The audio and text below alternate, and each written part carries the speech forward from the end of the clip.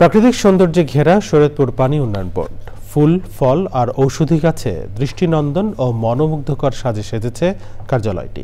৫ বছর ধরে কর্মকর্তা কর্মচারীদের অক্লান্ত পরিশ্রমে গড়ে উঠেছে সবুজ, ছায়াসুশীতল ও প্রাণবন্ত কর্মপরিবেশ। প্রাণ প্রকৃতি রক্ষায় এমন সবুজায়ন অনুকরণীয় বলছেন বিশেষজ্ঞরা। এস এম মুজিবুর রহমানের রিপোর্ট। ২০২০ সালে শরীয়তপুর পানি উন্নয়ন বোর্ড কার্যালয় আঙিনায় শুরু হয় সবুজায়ন। রোপণ করা হয় ফুল, ফল ও ঔষধি সহ নানান সৌন্দর্যবর্ধক গাছ। সময়ের সাথে সাথে আঙিনাটি যেমন হয়ে উঠেছে ছায়া সুনিবিড় আনন্দমুখর, তেমনি এটি এখন পাখিদের নিরাপদ আবাসস্থল।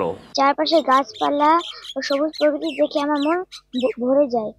আমার খেলতেও অনেক ভালো লাগে। নির্মল কর্মপরিবেশ নিশ্চিতের পাশাপাশি জলবায়ুর বিরূপ প্রভাব মোকাবেলায় এমন উদ্যোগ। বিভিন্ন ধরনের পরিবেশ বান্ধব গাছ রোপণ করেছি।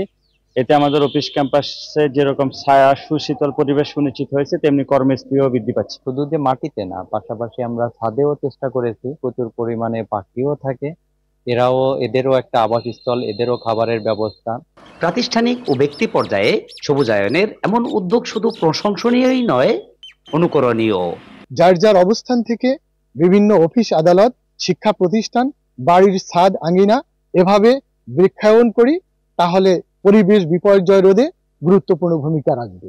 ঘনবসতিপূর্ণ এই বাংলাদেশে সরকারি বেসরকারি অফিস আদালতের ফাঁকা জায়গাসমূহে, পতিত জায়গাসমূহে এইভাবে বনায়ন করলে আগামী প্রজন্ম সুস্থ ও সুন্দরভাবে বসবাস করতে পারবে। ভবিষ্যৎ প্রজন্মের বাসযোগ্য ধরিত্রী বিনির্মাণে বৃক্ষরোপণে সমন্বিত উদ্যোগ এখন সময়ের দাবি, বলছেন পরিবেশবাদীরা। শরীয়তপুর থেকে S M Mujibur Rahman, Channel I.